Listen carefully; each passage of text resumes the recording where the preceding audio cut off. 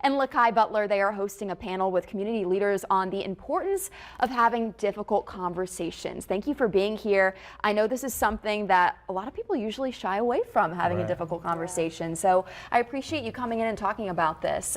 Just, I guess, start off by telling me why you started this initiative. I was at this place called the Common House here, which is in the Arts District downtown, and one of the program managers approached me and said, you know, what are you doing here? And I was working, and I told her that I was working on some information, and she asked, what do I do? And I do so much, I couldn't figure out what to say. So this thing came to me and said, I have difficult conversations quite often. And we talked about that.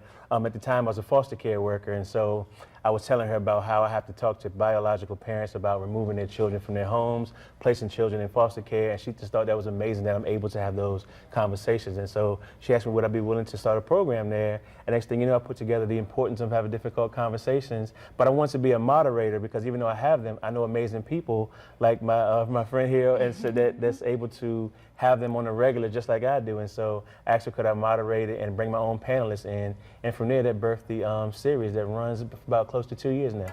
That's incredible. And it's something that, again, you kind of have to teach people to open up. It doesn't just happen overnight, it sounds like. Lakai, you've now been a panelist. What has your experience been learning through this? Yeah, so as a panelist, but also as the school counseling director in Henrico County and having an organization, difficult conversations, or as I like to call them, challenging conversations, happen frequently. And the goal is always to make sure that people walk away better than we found them. And so with my role, I have these quite frequently with parents, with students, with administrators, with the community, trying to bring about change. And so I love to have them. I don't shy away from them at all. My colleagues will tell you that. But again, it's really to bring about some type of growth or some type of change.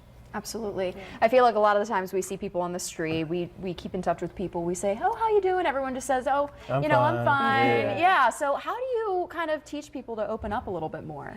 So what I do is I just practice transparency. And so when I have these conversations, we have them out in the open. We know they're challenging or difficult, but a lot of people shy away from them. But I believe that your community gets stronger when you have them together, as well as your relationship on an individual basis can be stronger. So we might need to hug it out. We might need to cry. We might need to, just learn more about each other.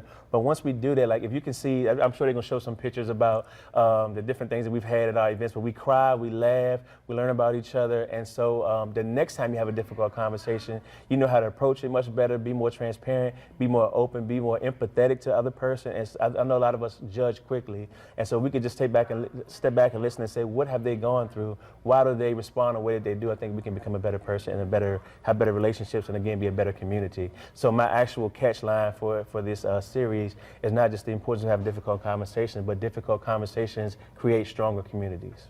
Absolutely. And do you have any events coming up, or kind of what is the way you're moving forward with this? Yeah, so my next one is going to be on November 7th. It's going to be at the Well Collective, and that is founded by Ashley Williams. And so it's going to be November 7th, and I'll be putting a flyer and everything out soon. But it's been rolling for about 2 years now. I'm looking to expand into different states, different cities, and of course I always rotate my panelists. So I usually have at least 2 to 3 panelists on each time. Awesome. And who was invited to these conversations? It sounds like you've worked with kids. You know, is it for people of all ages? Yeah, I would say people of all ages, yes. I open it to everybody. When it's a Common House, it's members and non-members, but when I'm having it at the Well Collective, it's open to the public.